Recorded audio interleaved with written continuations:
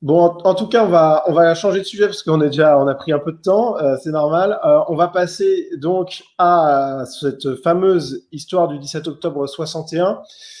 Et donc, alors attendez que je retrouve quand même ce tweet d'Emmanuel Macron qui est assez extraordinaire. Notre cher président Emmanuel Macron,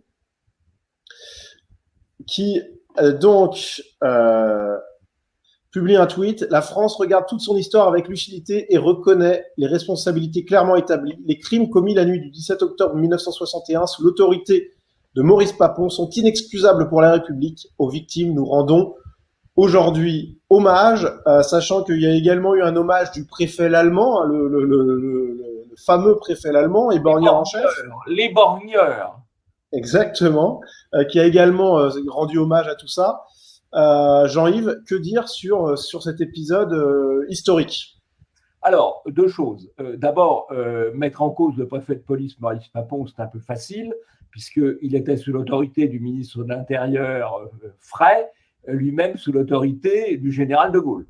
Et Maurice Papon n'a pas dû déplaire, puisque les incidents ont eu lieu le 17 octobre 1961, et en 1967, il était toujours préfet de police, 6 ans après, avant d'ailleurs de devenir député RPR en 1967, puis ministre du budget en 1998, 1978, pardon.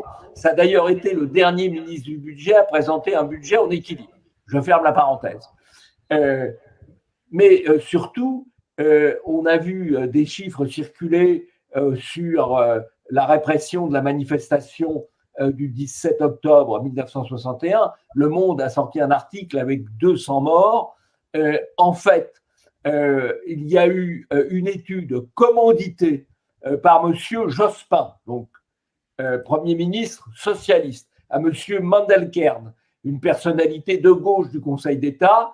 Cette étude a été conduite un petit peu avant les années 2000 et elle a conclu qu'on trouvait 7 morts dont on pouvait penser qu'elles étaient la conséquence de la répression de la police.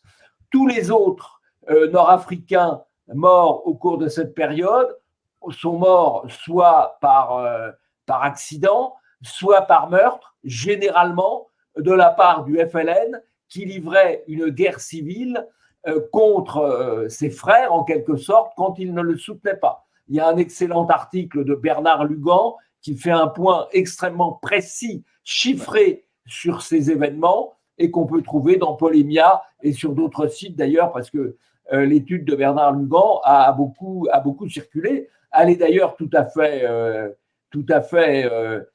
sérieuse, puisqu'elle s'appuie sur le rapport Mandelkern, qui lui-même a travaillé sur les archives de l'Institut médico-légal, qui est le passage obligé des gens qui meurent dans des circonstances qui restent à élucider.